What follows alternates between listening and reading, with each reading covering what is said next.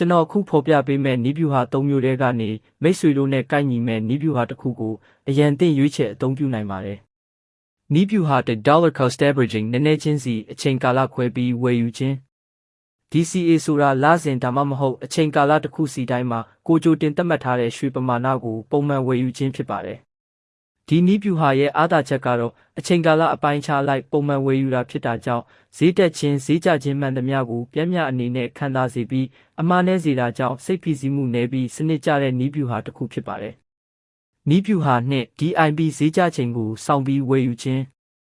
ဈေးကျခြင်းကိုစောင့်ပြီးဝယ်ယူခြင်းနည်းဗျူဟာကိုဥပမာအနေနဲ့ပြောရရင်သတင်းတစ်ခုခုကြောင့်ရွှေဈေးတက်ပြီးနောက်လူအများကအမျက်ထုတ်ရောင်းချမှုများပြုလုပ်တဲ့အချိန်မှာရွှေဈေးကရုတ်တရက်ကျလာတဲ့အခါဝင်ရောက်ဝယ်ယူခြင်းဖြစ်ပါတယ်။ရွှေဈေးအလုပ်မှာဈေးကျနိုင်မဲ့အချိန်ကောင်းကိုစိတ်ရှည်ရှည်နဲ့မျက်ခြေမပြတ်စောင့်ကြည့်ပြီးဝယ်ယူခြင်းဖြစ်ပါတယ်။ဒီနည်းဗျူဟာရဲ့အားသာချက်က DCA နည်းလမ်းဖြစ်တဲ့ပြင်းပြဝယ်ယူမှုထက်အမျက်ပိုမိုရရှိနိုင်ခြင်းရှိပါတယ်။ဒီနေရာမှာသတိထားဖို့လိုတာက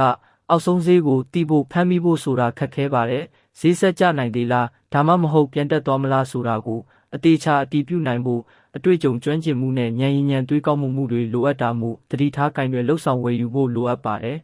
။နောက်ဆုံး၃ခုမြောက်နည်းဗျူဟာအနေနဲ့ World Market ကမ္ဘာရွှေဈေးကွက်အခြေအနေကိုသုံးသပ်ပြီးဝယ်ယူခြင်း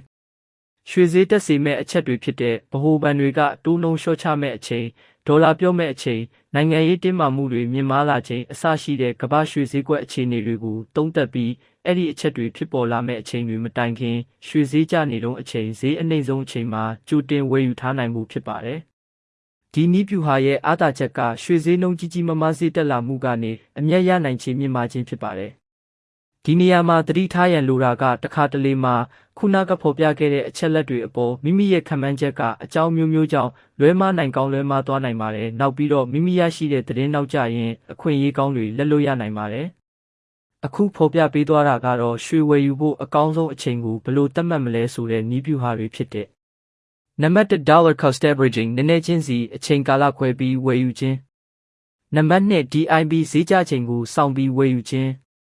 နံပါတ်3 World Market ကမ္ဘာရွှေဈေးကွက်အခြေအနေကိုသုံးသပ်ပြီးဝယ်ယူခြင်းအစရှိတဲ့နည်းဗျူဟာ၃မျိုးကိုတင်ဆက်ဖော်ပြပေးသွားခဲ့တာဖြစ်ပါတယ်။ရွှေရင်းနှီးမြှုပ်နှံမှုပြုလုပ်ခြင်းသူတွေအနေနဲ့လည်းမိမိနဲ့ကိုက်ညီမဲ့မိမိနဲ့အဆင်ပြေမဲ့နည်းဗျူဟာတစ်ခုကိုရွေးချယ်ပြီးတကယ်လက်တွေ့မှာအကျိုးအမြတ်ရရှိအောင်ပြုလုပ်နိုင်လိမ့်မယ်လို့မျှော်လင့်မိပါတယ်။